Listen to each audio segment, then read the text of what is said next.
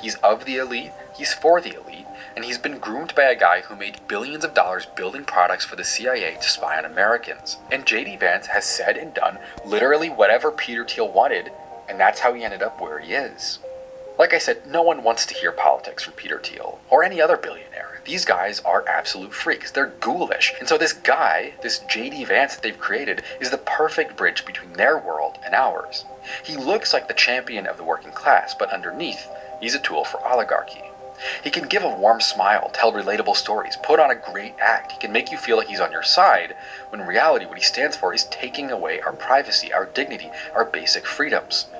All for the good of an increasingly horrifying cohort of accelerationist oligarchs. I'm not saying this because I hate America or because I'm not a patriot. I think the opposite is true.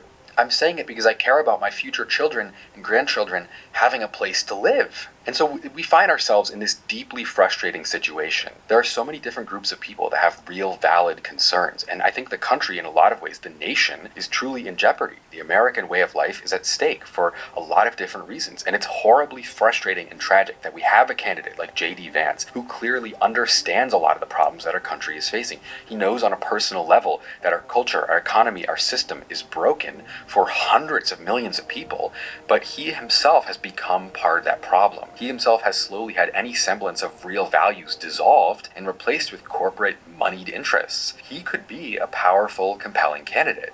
He has the life experience to know what we're fighting for and why.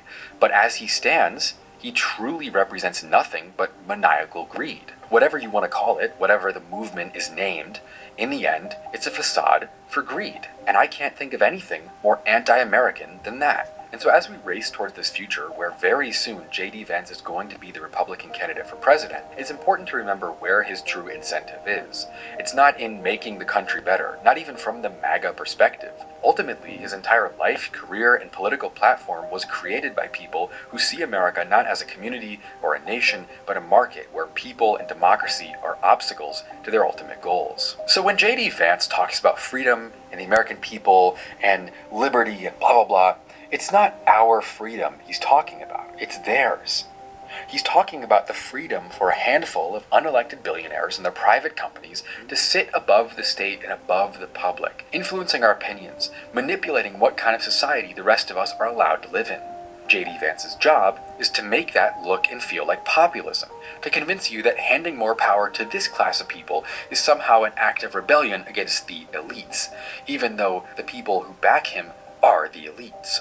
And so ultimately, J.D. Vance represents the confusion of conservative ideas with billionaire, ultra-capitalist values.